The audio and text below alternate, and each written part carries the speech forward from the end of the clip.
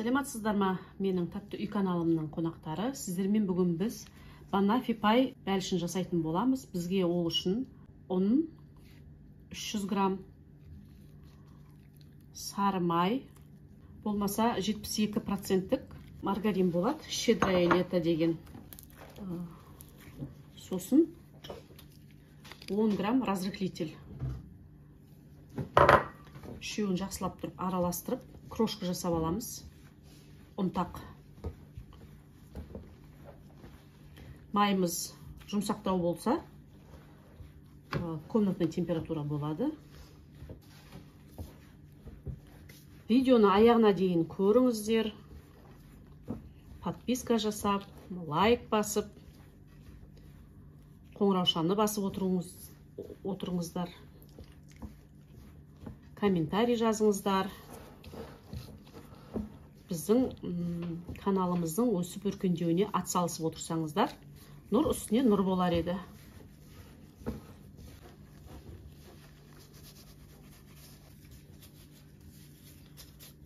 Ол үшін бізге 90 грамм қант,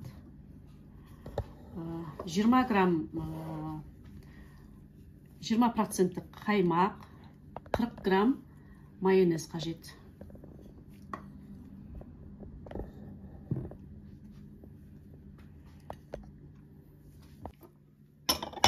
Және де бізге бір жұмыртқа қажет.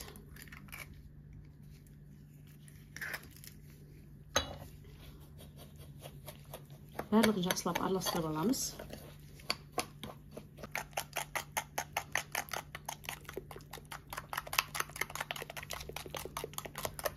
Енді ұнтағымыз бен сұйықтығымыздың барлығын бірге араластырамыз.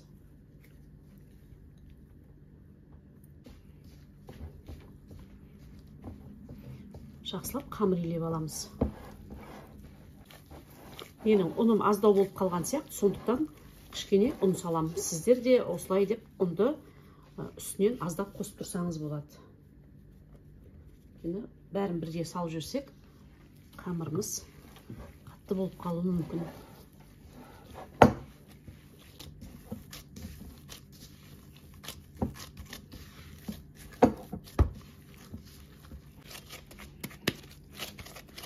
Біздің қамырымыз дайын, осындай жұмсақ болу керек.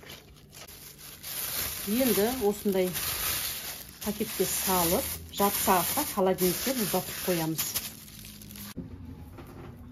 Біздің қамырымыз дайын болды. Қамырымызды томалақтап жайып аламыз.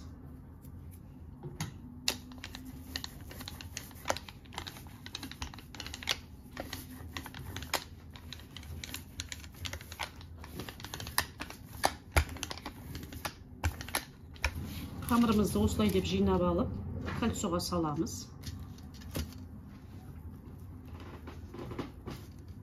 Енді қамырымызды кольцомыздың ішіне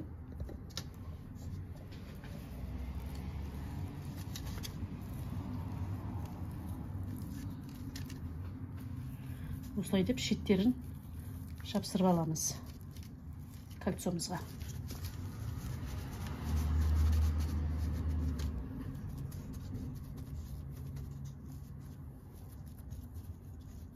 Қамырымыздың артық жерлерін осылай деп тегістеп кесіп аламыз. Қамырымызды жинап алдық. Енді мен осылай деп аздап басып шығамын вилкамен. Қамырымыз қатты көтеріліп кетпес үшін біз бұның піскеннен кейін әлі салмасын саламыз.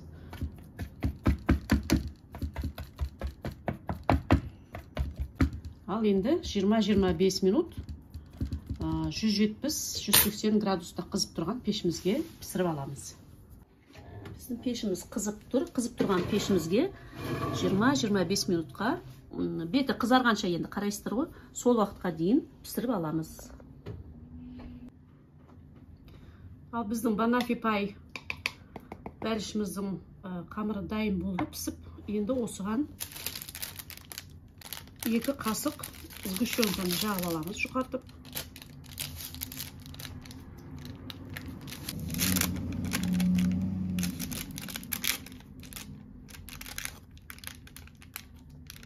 Бізге бәлішімізге тағы да осындай банан керек болады. Мен бананды ашып тазалап алдым. Енді қатты жұқа қылып емес, орташа қалыңдықта осылай деп кесіп аламын.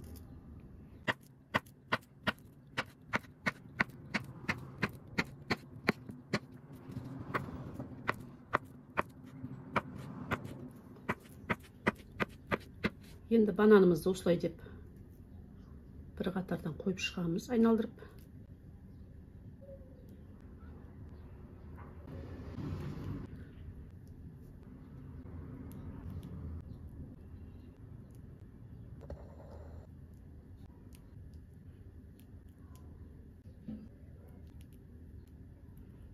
Бананымызды жақсылап тегістеп салып шықтық.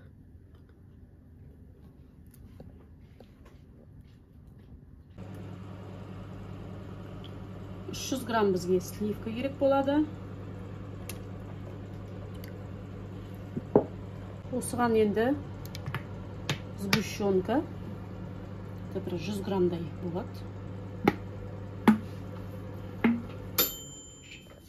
Енді осы сливкамызбен сгущенкамызды жақсылап миксерлеп аламыз. Бірінші жай оборотта миксерлеп аламыз. Сосын жайменен оборотын көтере береміз.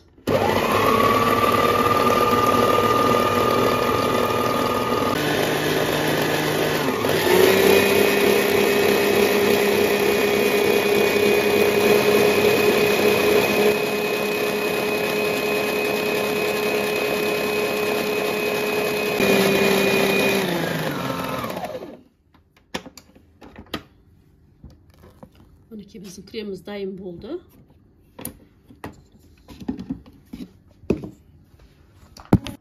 Енді бізге әшекей жасау үшін бәлішіміздің үстіне мынандай форма керек болады.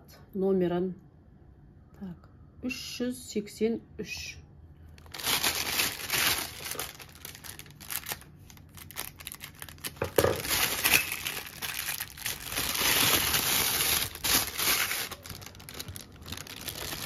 Енді қалташамызға кремімізді салып аламыз.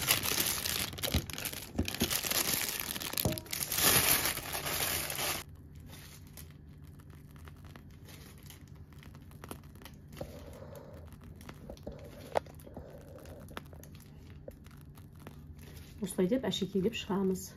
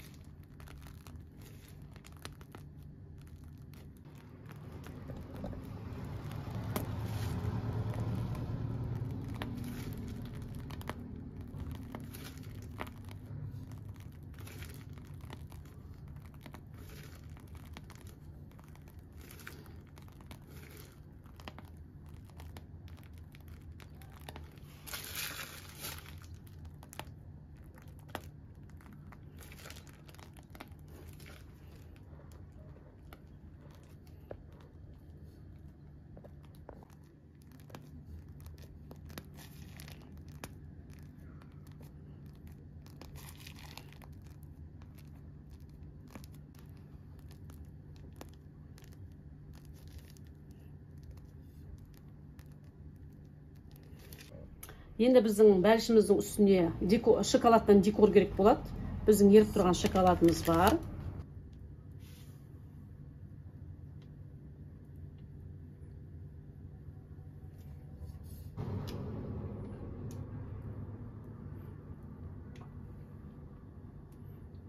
Міне осыменен біздің бүгінгі банафи пай бәлішіміз дайын. Бисмилля.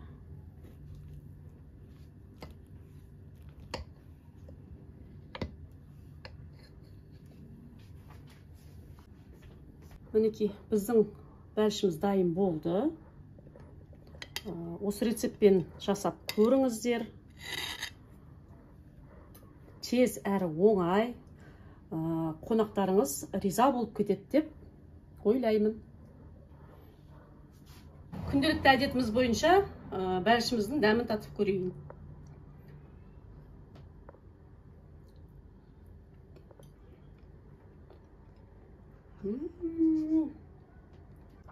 Дәмі өте керемет.